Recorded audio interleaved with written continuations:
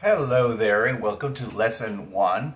Um, I I know that was a very lengthy introduction, but now we will get to work on the first things. And yes, the first thing first. Many of you may already know this, but it is really good to uh, understanding from the core. So posture and good practices. These are more than just rules. That is the best way to understand this. And the main point about good posture and good technique is that it's all about relaxation, all about avoiding tension. The more you relax you are, the less damage you're doing, and also you pretty much play better in every single way. When you have physical tension is of course a bad thing, and that's kind of one of the first things we do when when we get a little bit more stressed playing. But at the same time you have to be reminded that physical tension is not enjoyable, right? It sucks, it hurts or whatever, but it's bad for your health because on the long run it ends up damaging your body. And then of course it's very inefficient for playing. It gets on the way from effective playing. So and that's probably the most important thing, I would say. Well, from a musical point of view. So the main goal of posture is to avoid as much tension as possible, to play with the least physical effort as possible. You may think that more physical effort is going to make you play better or whatever, and that's not really the case. You have to be as relaxed as possible so everything can flow well.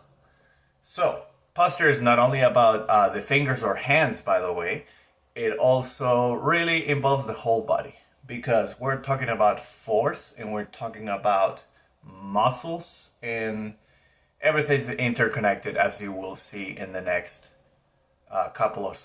few slides.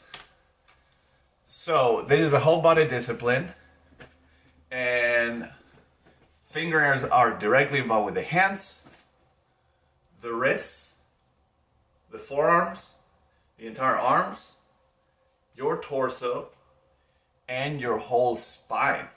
You are involving all of those parts when you are playing.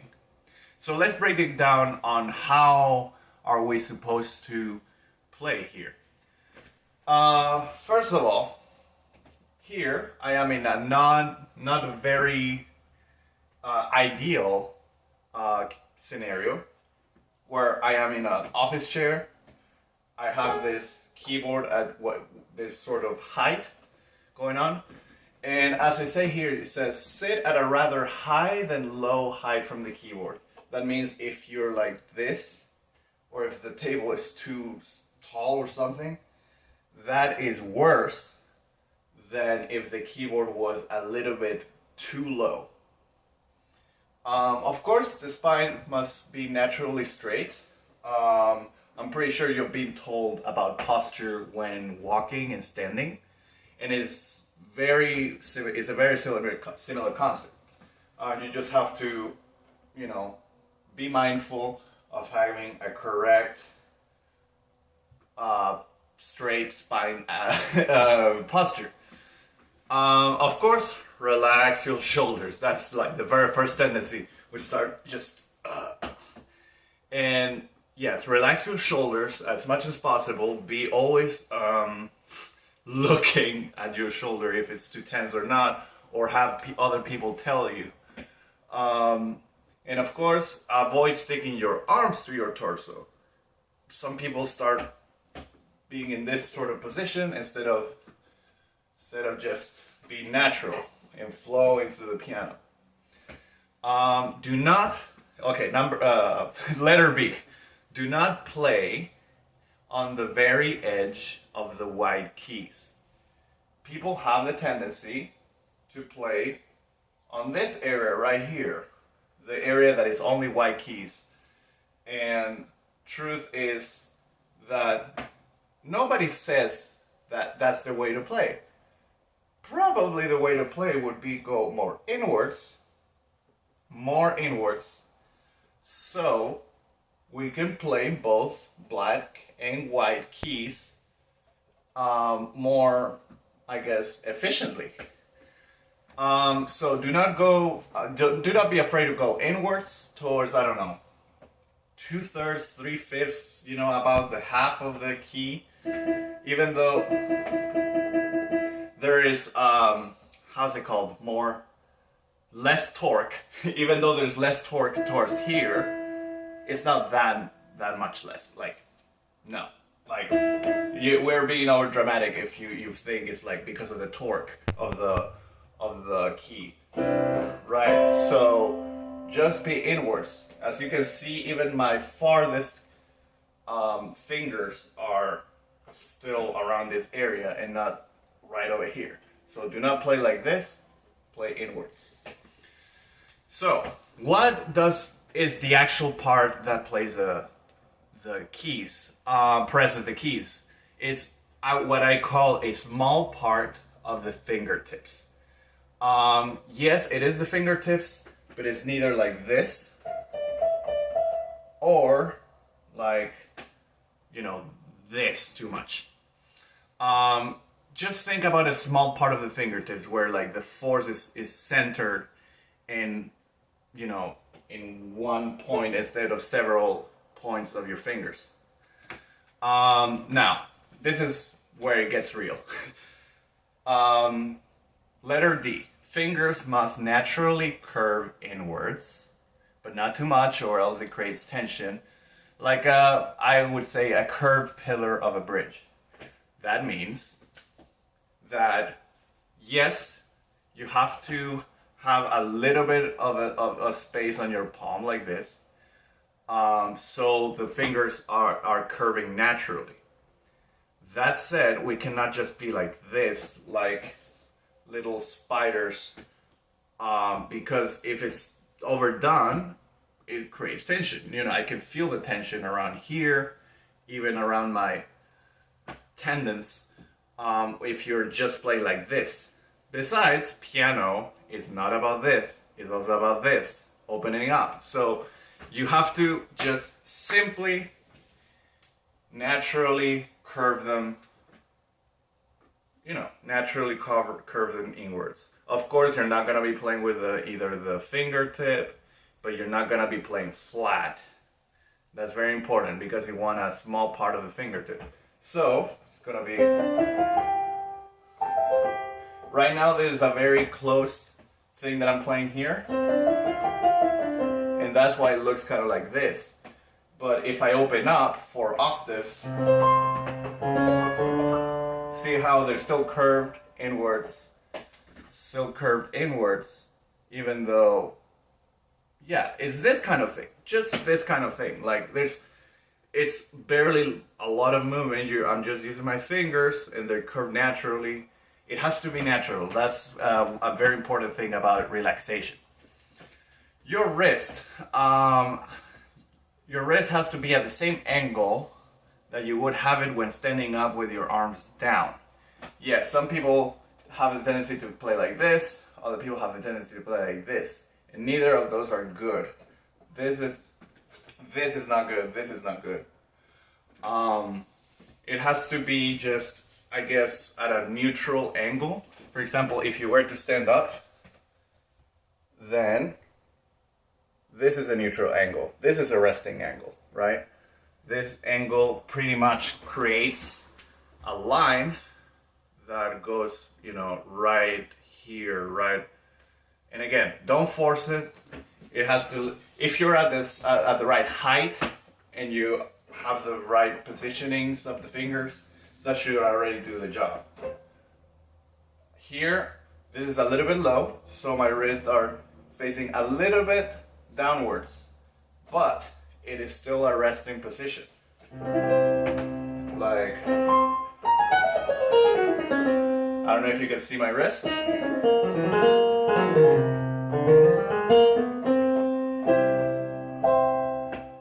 Yeah, I'm I'm not moving them around, and I'm not doing this, nor I'm doing this. So yeah, height is also something that affects that. Let's see. Only curve your wrist slightly to the side when strictly needed. This is another thing. I see some people playing like this, or like this, or like that. And no, you only have to pivot it slightly, only when needed. Slightly and relaxed.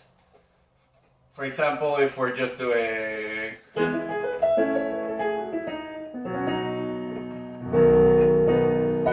See how I'm not really moving anything to the side. I'm just...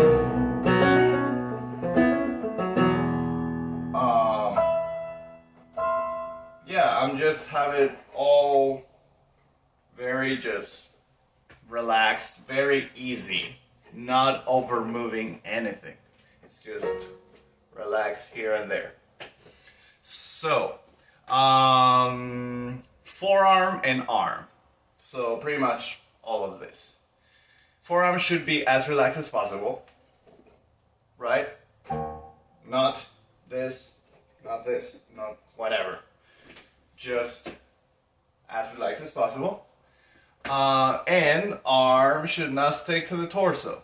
So if you have a tendency that it sticks to the torso like this, try to proactively open your armpits just a little bit. Like, even though it's a little bit unnatural, maybe because you have the habit, that will actually do the job already. Just a little bit. Not too much, because you don't want to be playing like this. Just, let's say you're playing like this, but right now they're kind of stuck, so open them a little bit. Everything will make more sense when you're actually playing. So for example, I'm playing over here, and I'm here, and I'm here, and I'm here. So instead of playing like this or like this, so just open them a little bit, because they will actually help you just move way more smoothly. Okay, forearm and arm. Okay, that was the forearm and arm. The torso, all of the higher part of the body, should be upright, but also pivot very slightly depending on where the hands are on the keyboard. So, you know, just very slightly. You don't have to move that much. For example, if you're down here, I would do a little bit on an angle here. But then if I'm going here, I'm going to pivot like this.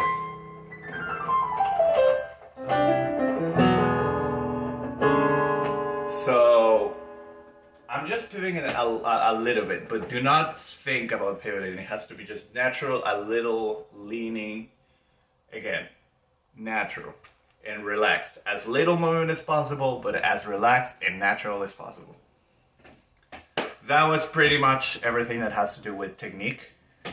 And now we are going to move into the pentachord. So, as it says here in the slide, the pentachord is a scale made out of only 5 notes. These 5 notes are the beginning notes of a key, starting from the tonic and extending to the 5th. So in this case, we will actually be looking at C major, which we can cover with the 5 fingers, right? There's 5 notes in this little mini scale, so therefore we can cover with the 5 fingers. In C major, we begin with C, with 1, of course, and then we go 1, 2, 3, 4, 5, C, D, E, F, G. This is the C major pentachord. Why? Because it's the first 5 notes of the C major keys, the C major scale. Very easy. Same thing with the left hand. Of course, we begin with 5 instead of 1, and is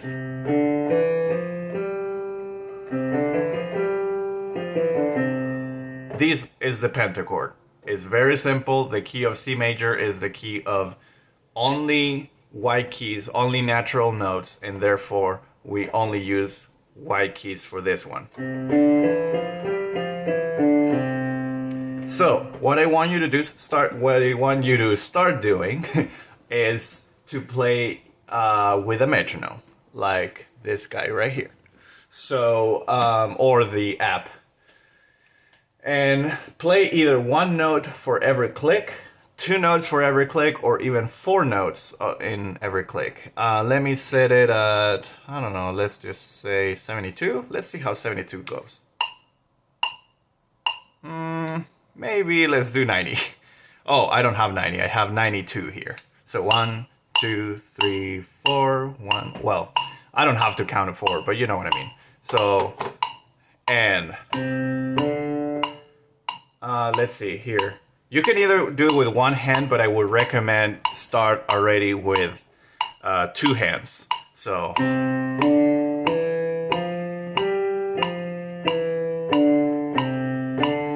while you're doing this, be mindful of the technique that you're using, which is what I just introduced a few minutes ago. So this is 1 note every click. Every note is synced to every click. However, I'm going to play what I would call the 8th note, which is 2 notes every click. So 1, 2, 1, 2, 1, 2, 1, 2, 1, 2, 1, 2. It's almost like every other note is coincides with a click. And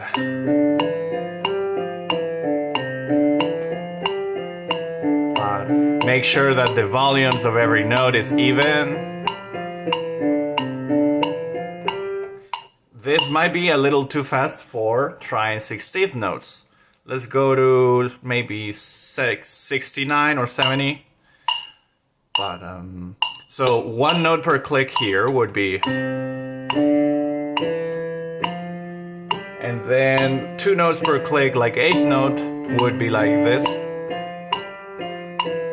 1, 2, 1, and 1, and 1, and 1, and 1, and 1, and 1, and 1. And then let's do the 16th notes, which is 4 notes every beat. And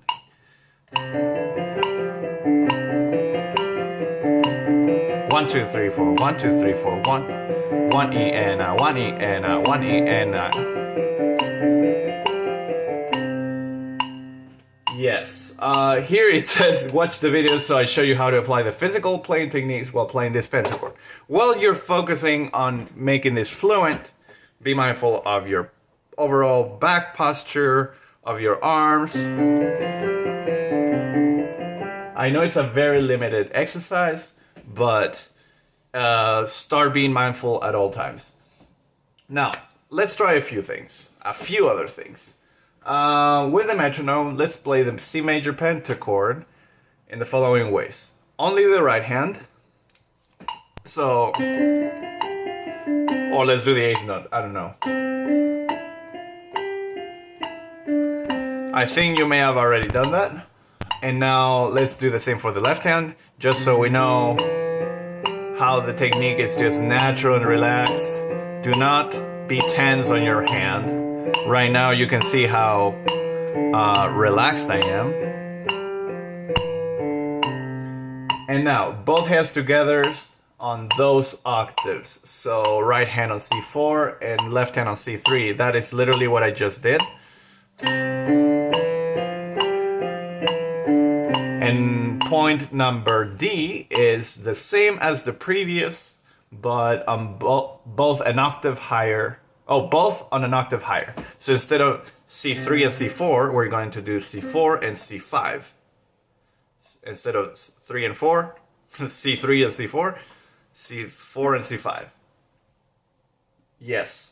So that way you will be getting more used to different places of the keyboard.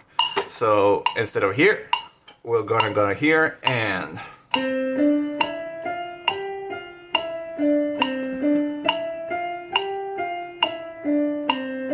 of course, this is a very tiny difference when it comes to placing your body so you don't have to move that much. I mean, we're talking about maybe around a foot or less.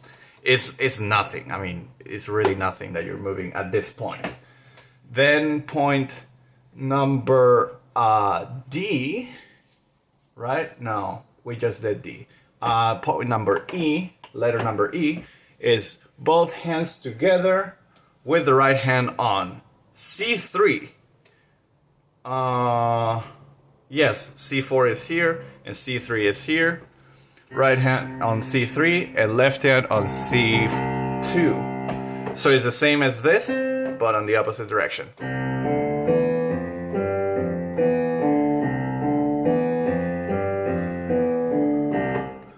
Maybe you can be switching around.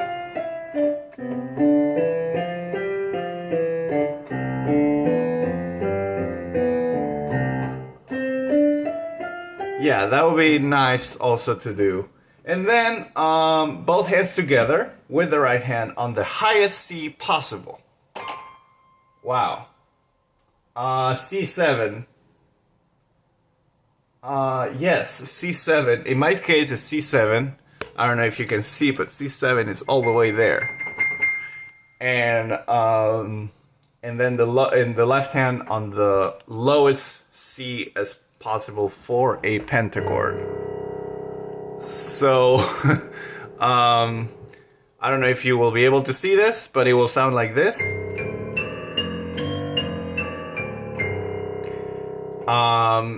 And I don't know if you can see my arm a lot. And now for the right hand. So what I'm doing is getting my torso a little bit closer. Yeah, you can barely see anything. But and then just start trying random octaves. I mean, like, or even do all of the combinations that you would want. The idea is to get used to the different parts of the keyboard and get familiarized with it. And also, while you play, very, very, very close attention to your technique. Okay, this is the part where we will get even more creative. Improv time. Instead of just playing what I've been playing right now, C, D, E, F, G, and back, now try to create melodies by only using these 5 notes. Mostly try to play in parallel motion, meaning with both hands together playing the exact same, with the same contour of notes. And turn your metronome and create melodies that are a never-ending stream of even notes, with no rests or any note longer than the other. So I'm gonna turn it on here. And for example, I'm going to play 8th notes to this, just as an example. And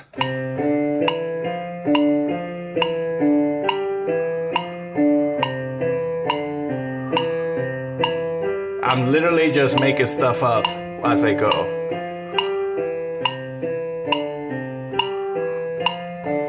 But do you see how I'm doing the exact same notes in both of my hands?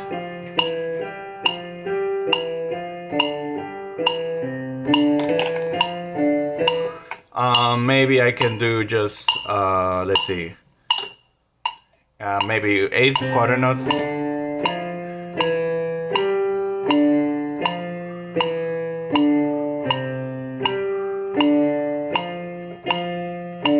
Maybe you can repeat notes after.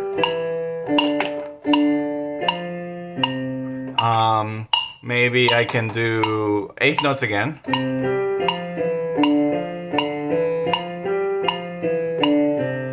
And as I say here, try the previous with 1 note per click, 2 notes per click, 3, 4, or even 8. So for example, I have just done 1 per click, 2 per click, but now I can do 4 per click, just like I did before. Let's see. See, if the 8th note is this, then the 16th note would be this.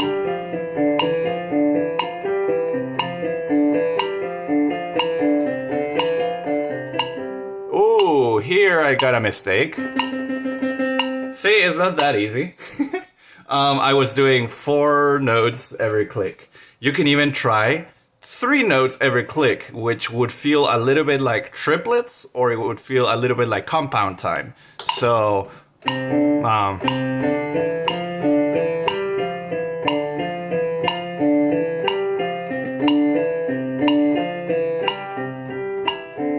oh, I got a mistake there. And then maybe if your tempo allows it, maybe you can try 8. So I was doing ba ba ba ba. This is 4. The double of this would be... Oh, no, this would be too fast. Maybe like... taka taka taka taka taka taka taka. Yeah, might be too slow. I mean, too fast. Let's slow it down to 50 or something. Bam, bam. So this is 16th notes.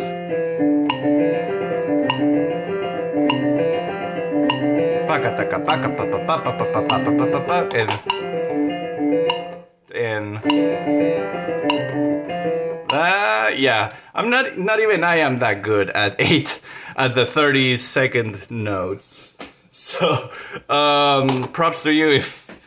Yeah, by the way, it's always a good thing to practice this stuff. And see, yeah. Now, get creative with that. And you can also break free from that and do any rhythm you want, but still try to align with the tempo, with a steady tempo. So, let's say I have this, and...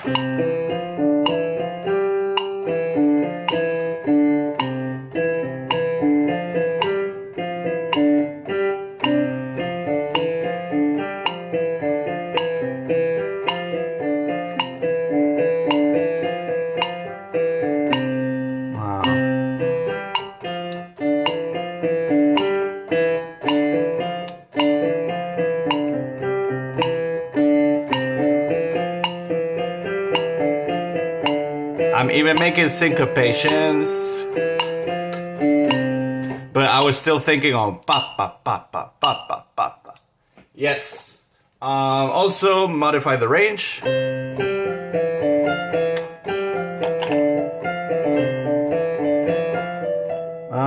Ba ba ba bum bum, or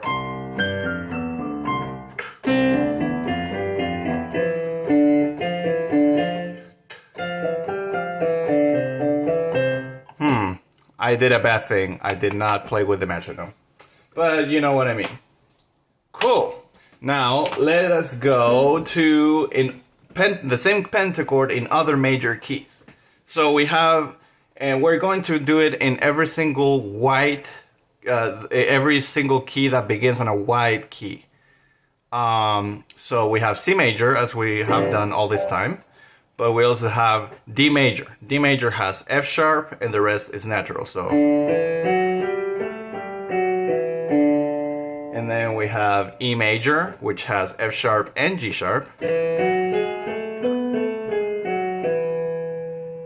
F major, that has only B flat.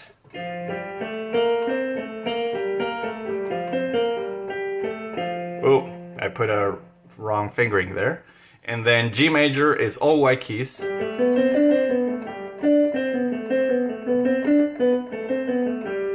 then we have A major that has C sharp instead of C natural. So,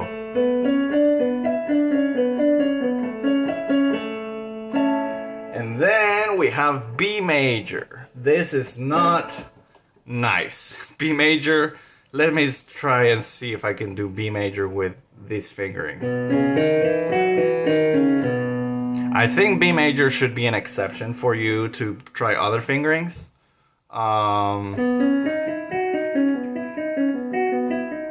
Yeah, don't get too crazy with B major, because B major is normally a key where you do not use 1, 2, 3, 4, 5. You don't use these fingerings. This is not comfortable. It's not the best. So yeah, normally there's like alternative fingerings such as 1, 2, 3, 4, like that. But then to take 5 in different ways, or or even the left hand, right? So don't go too crazy on B major, it's definitely not optional. So transpose and play the same exact exercise in the key of everything else. So D, E, F, G, A, and maybe B, but I would not even recommend it. So for example, this is D major.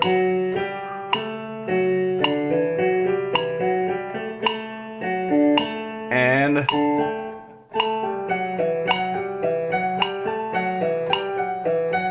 this is D major. Let's go to something else like F major and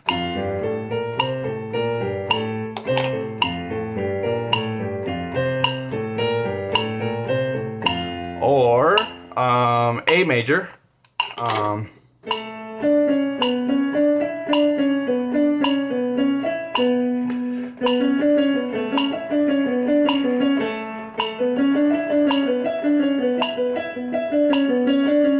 Or what else? E major.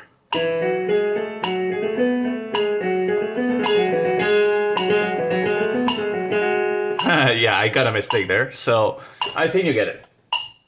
So that is it. You literally have fun with it, but be very methodically when it comes to the metronome. So the goals that you have to achieve for this are the following. Be able to play an ascending and descending pentachord. So with both hands at the same time in 4 different keys. So you have to pick 4 different keys out of the 7 or 6, depending. And you have to pick 4 of those and be able to play the pentachord at the 8th note of 85. Let me show you. This is 84, which is very close. This is 84. So the 8th note of 84 would be this.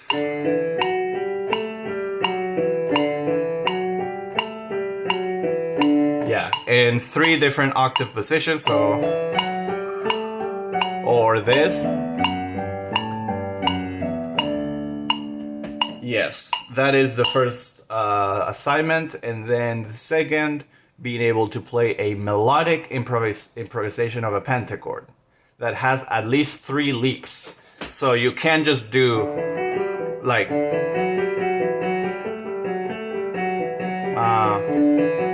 you can't just go linearly back and forth at different points of the pentachord. You have to make leaps, so at least 3 different leaps. There's 1 leap. There's another leap. That's another leap. That's another leap.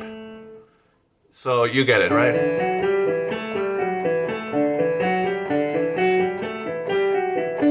With both hands at the same time. And also 4 different keys. Constant, non-stop 8th notes of 70 BPM. So I have 69 here.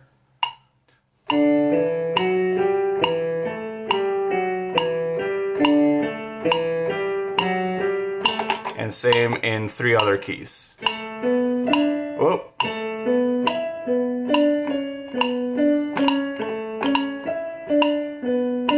I rushed a little bit.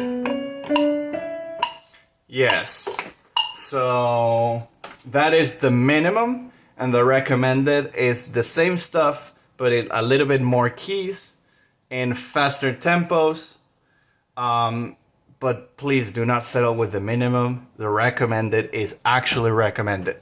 It's called recommended because I think that if you can achieve the recommended proficiency, you will become amazing at piano. And I am not over, by the way, the recommended is not impossible, it's not too much, it's absolutely achievable. You literally have to invest, I don't know, maybe 20, 40 more minutes to the practice or something, and you can get them. It's not that much. We're talking about achieving things for the rest of your life, and therefore it's very useful to try to aim for the recommended instead of the minimum. The minimum is just to tell you, yes, you have technically passed But the recommended is what I would expect, for example, one of my private students to achieve. Recommended is what a real musician should achieve. So aim for the recommended, even though there's a minimum. There's always going to be a minimum and a recommended, and with very specific parameters. If you have any questions, of course, you can let me know. And yes, I will see you guys in lesson 2. And really have a good practice. Go and be awesome. Become awesome by these kind of stuff. This is just the beginning, but it will involve a lot of really cool stuff that will help you for pretty much anything. Okay, I'll see you guys later.